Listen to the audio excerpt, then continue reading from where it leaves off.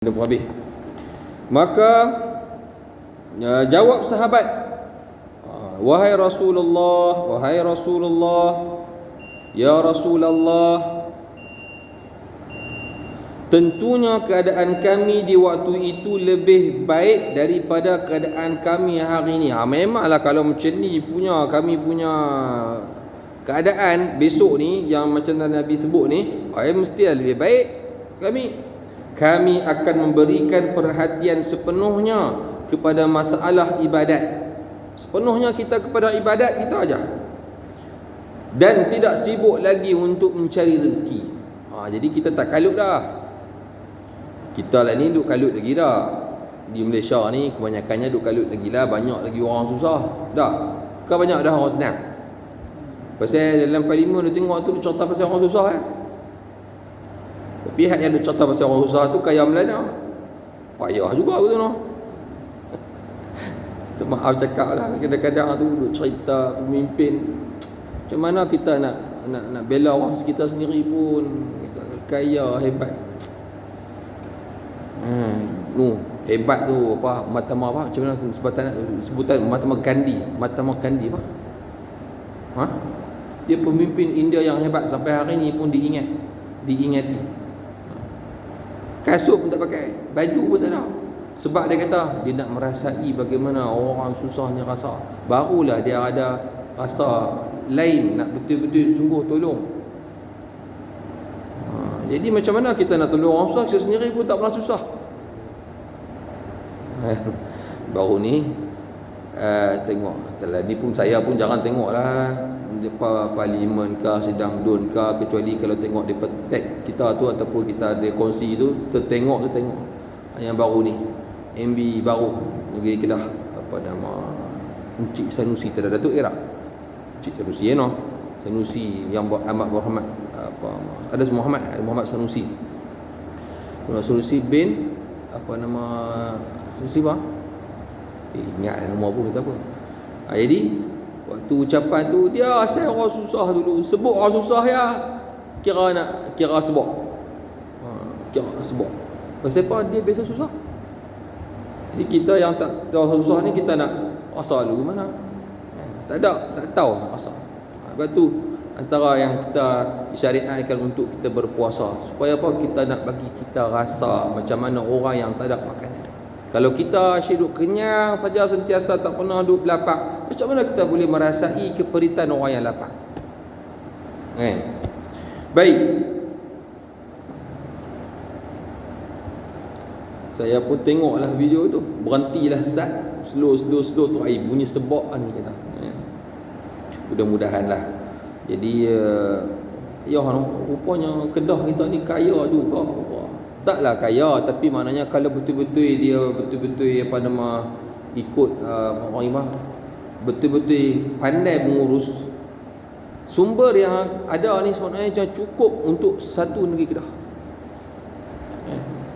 Allah, itu kita yang dapat apa nama contoh yang diberi, apa nama loji sadar macam tu. Tu untuk kos mesin loji sadar tu. Saya kata 90,000 lebih kurang lah, kat 100,000 belanja setiap bulan, ada konsultan. Bila mai hak yang apa nama, hak yang kita kata kerajaan yang baru mai boleh dijimatkan. Tak ambil konsultan luar dah, tapi kita gunakan orang yang dalam sadar tu juga, cuma mungkin ada elon lebih, tak tahulah itu pun. Guna tu balik lah. Sebab kadang-kadang dia kata tengok kadang-kadang tu depa pun ada lagi kerja yang boleh dibuat. Maksudnya ada masa terluang lagi. Jimat sampai 60,000, boleh bayar hutang juta-juta. Habis apa nama ni, pemain bola sepak pun berhutang. Hutang gaji bola sepak. Depa pun padanlah banyak gaji pun boleh tahan tinggi orang main bola kan. Apalah itu kita rezeki depa. Bayar habis hutang, habis lagi. Saya pun tak tahu, tapi orang lagu tu lah. Baik, itu tak macam mana boleh ikut tu lah. Tak apalah. Wahai Rasulullah, tentunya keadaan kami di waktu itu lebih baik daripada keadaan kami di hari ini. Kami akan memberikan perhatian sepenuhnya kepada masalah ibadat sahaja dan tidak sibuk lagi mencari rezeki. Lalu Nabi SAW bersabda, tidak, kita keadaan di negara Malaysia kita. Saya nak sebut ni, kita tengok di negara Arab, contohnya di Qatar, di Kuwait, Masya Allah, Dubai, Abu Dhabi. Masya Allah, orang kita pun ramai yang kerja sana. Gaji takat cleaner saja pun banyak. Punyalah di sana mewah. Cuba tengok kehidupan mereka lagu mana. Sampai kereta pun berpuluh-puluh biji buah dalam gudang. Padahal hak orang kaya tuan kereta tu bawa kereta pun tak erti. Kereta tu dia salut dengan mah. Macam-macam aku tengok. Dahsyat kekayaan dia di sana. Nak kaya tak nak kerja pun tak nak kerja. Kerja pun orang lain mai. Tolong cuci, tolong apa, basuh apa semua. Tuan tengok sendirilah. Itu saya sebut pun, saya pun sebenarnya kita pun tak kaji, tak tengok betul-betul pun. Tapi begitulah keadaan dia. Tuan-tuan boleh cek sendiri. Punyalah hebat. Dan tengok pula macam mana depa sana. Adakah depa ibadat dia Masya Allah hebat, penuh masjid kan? Pergi tengoklah dan sebagainya.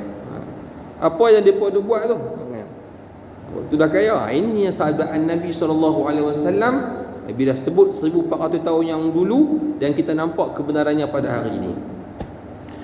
Lalu Nabi SAW bersabda, tidak, keadaan kamu hari ini adalah lebih baik daripada keadaan kamu pada hari itu. Hadis riwayat At-Tirmizi. Keterangan di dalam hadis ini, Nabi kita Muhammad sallallahu alaihi wasallam menerangkan bahawa umatnya pada satu masa nanti akan mendapat kekayaan dan kemewahan dalam kehidupan. Kita umat dia akan mewah. Umat Nabi Muhammad di waktu pagi memakai satu pakaian dan di waktu petang memakai pakaian yang lain. Hidangan makanan yang tak putus-putus, makanan yang asyik. Sakit dah kenduri pula kata ada lagi mai. Kenduri kena pergi rumah. Kau ada sini kenduri. Ada kenduri di pergi rumah kau di sini. Kena pergi rumah. Tu duduk tengok tu macam besen tu pada, bukan besen makanan.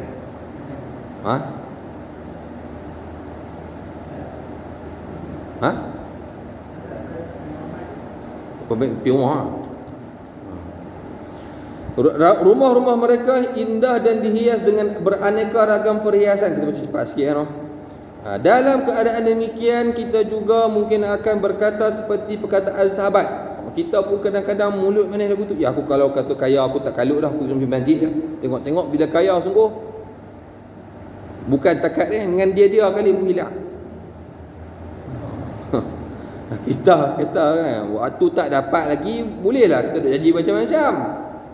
Bila dah boleh, kita duk kata di mana segala-segalanya sudah lengkap, maka mudahlah hendak melaksanakan ibadat. Tetapi Nabi kita SAW mengatakan sebaliknya, keadaan serba kekurangan itu lebih baik sebenarnya untuk kita. Artinya waktu itu sebenarnya lebih memberikan kepada kesempatan untuk kita melakukan ibadat. Kalau kaya nak uruskan harta, nak macam-macam. Kita nak buat lagi banyak macam-macam benda. Kita duk syok orang kaya. Orang kaya banyak gaji dia 10,000, 20,000. Kita ni berapa? Macam itulah. Saya selalu kadang-kadang sebut sembang kawan, kita sama aja sebenarnya. Kita masuk sikit, kita keluar pun sikit. Orang yang masuk banyak, keluar pun banyak. Kita hutang juga, hutang tak banyak manalah. Takat mana ni. Tapi kalau orang kaya, hutang dia berapa berjuta. Lain lah kan. Kita pakai motor ya. Alah sebulan aku 200. Mereka pakai Mercedes lah apa semua hak kita mewah tu. Air sebulan 2-3 ribu. Kalau tak ada selalu pakai. Jadi macam tu lah. Sebut lagu tu apa, nak beringat, nak kita supaya kita beringat. Tak payahlah kita duk seronok sangat, tapi kalau Allah Taala kurniakan, Allah Taala bagi anugerah, terima, boleh kita ada, tak ada masalah. Semuanya macam mana kita nak menguruskan sehingga kita tidak sehingga kita menggunakan dia dengan sebab yang mungkin. ke jalan Allah Subhanahu wa taala. Artinya memberikan kesempatan untuk kita melakukan ibadat. Jadi kemewahan hidup dan banyak menghalang seorang daripada berbuat ibadat kepada Allah Ta'ala, seperti keadaan kita pada hari ini. Segala yang kita miliki walaupun tidak terlalu mewah, namun rasanya sudah mencukupi. Hidup ni kalau kata dah cukup, dah lah, okey dah. Nak mewah-mewah pun tunggu besok ni di syurga besok ni. Takut-takut kita tergesa-gesa sangat untuk dapatkan kemewahan di dunia, akhirnya kita tak dapat kemewahan kesenangan di akhirat nanti. Rugi. Biar rugi sikit di dunia, besok ni untung akhirat. Jangan untung dunia, akhirat rugi. Tetapi bila dibandingkan dengan kehidupan para sahabat, kita jauh lebih mewah dari mereka, sedangkan ibadat kita sangat jauh ketinggalan. Kekayaan dan harta benda yang ada seringkali menyibukkan dan menghalang kita daripada melakukan ibadah. Jadi macam-macam nak kena fikir. Duit banyak, aku nak buat apa duit aku ni? Nak tambah rumah bagi segak lagi, kan? Nak lepas tu duk tengok kereta baru keluar, tengok kereta apa pula kita nak beli, kan? Hak minat motor pula, kan? Tengok lah, ni tengok sajalah. Macam saya tengok sajalah, nak beli pun tengok habuk je ada, kan? Boleh syok tengok je lah, kan? Sekali sekala, kan? Tapi kalau orang yang banyak duit, aku nak beli, keluar je boleh. Ada handset pun lagu tu lah, kan? Ada orang yang guna handset baru keluar, beli, duit dah. Jadi dia sibuk fikir yang tu lah. Jadi menyebabkan dia hilang perhatian, fokus dia kepada ibadat. Baik, kita sibuk mengumpulkan harta dan kita juga sibuk untuk menjaganya dan sibuk untuk menambah lebih baik lagi. Tidak ubahnya seperti apa yang pernah disabdakan oleh Rasulullah sallallahu alaihi wasallam tu. Dia Nabi dah tahu, dah bagi amaran, dah bagi peringatan kepada kita. Seandainya seorang anak Adam itu telah mempunyai satu lembah emas, Nabi sebut kalau kita ni ada satu lembah emas, dia berhasrat untuk mencari lembah yang kedua sehingga dimasukkan ke dalam rumah tanah, ke dalam tanah, iaitu menemui kematian. Lepas tu ayat dalam surah At-Takatsur, alhaakumut takasur hatta zurtumul maqabir. Dia sibuk dengan perbanyakkan harta dan sebagainya. Bila dah pi sampai duduk kubur, ziarah kubur, duduk di kubur, barulah waktu tu kita sedar. Jadi macam tu kita manusia. Selembah emas tu dah melebihi daripada kehidupan kita ni untuk hidup, kan? Kadang-kadang ada orang yang dia ada harta dia pun kalau dia hidup 100 tahun pun tak habis lagi. Kalau guna 7 keturunan pun tak habis-habis. 7 keturunan. Tapi tanya anak lagi tak? Bagi kaya lagi? Nak lagi?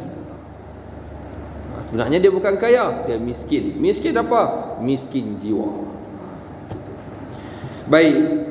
Jadi biar lebih baik orang yang miskin, dia takat mencukupi saja hidup dia, tapi bila ditanya macam mana, alhamdulillah, cukuplah macam ni, kan? Hidup dia, kan? Begitulah gambaran kerakusan manusia dalam mengumpulkan harta kekayaan. Ia sentiasa mencari dan menambah sehingga ia menemui kematian. Maka ketika itu barulah ia sedar dan menyesal dengan 1001 penyesalan. Tak berguna lagi dah. Tetapi sayang penyesalan sudah tidak berguna lagi. Oleh kerana itu janganlah kita lupa daratan dalam mencari kekayaan. Bukan tak boleh cari kekayaan, jangan sampai kita lupa bahawa dunia ini hanyalah sementara. Lagu mana pun kita kumpul, kita akan pergi meninggalkannya jua. Tapi akhirat sanalah kekal selama-lamanya. Tidak peduli halal haram, yang penting dapat harta. Tidak peduli dengan waktu salat, bahkan semua waktu digunakan untuk mengumpulkan kekayaan. Maka hendaklah kita sedar bahawa setelah dunia ini ada akhirat dan ada hidup setelah mati nanti. biarlah kita mencari harta dunia dan batas-batas dan pada batas-batas keperluan kita. Kalau berlebihan, maka hendaklah digunakan untuk menolong orang lain yang kurang berkemampuan, dan sering-seringlah bersedekah sebagai simpanan untuk hari akhirat kelak. Orang yang bijaksana adalah orang yang mempunyai perhitungan untuk waktu akhiratnya, dan ia menjadikan dunia ini tempat bertanam dan akhirat memetik buahnya ataupun memetik hasilnya. Jadilah malam ni hadis kita baca, kita pun dah terlajak. Jadi cukup takat ini, rasanya dah kita boleh faham, dan mudah-mudahan dia bagi panduan dalam kehidupan kita. Kita ambil faedah daripada hadis ini untuk ingatkan kita hakikat kehidupan di dunia dan hakikat kehidupan di akhirat. Wallahu a'lamu bis-shawab. Sallallahu ala sayyidina Muhammad wa ala alihi wa sahbihi wa sallam, walhamdulillahi rabbil alamin. Bismillahirrahmanirrahim. Alhamdulillahi rabbil alamin, wassalatu wassalamu ala asyrafil anbiya'i wal mursalin wa ala alihi wa sahbihi ajma'in. Allahumma anfa'na bima 'allamtana wa 'allimna ma yanfa'una, rabbana zidna 'ilma wa warzuqna fahma, rabbana atina fid dunya hasanatan wa fil akhirati hasanatan wa qina 'adzaban nar. Sallallahu ala sayyidina Muhammad wa ala alihi wa sahbihi wa sallam. Alhamdulillahi rabbil alamin. Amin ya rabbal alamin.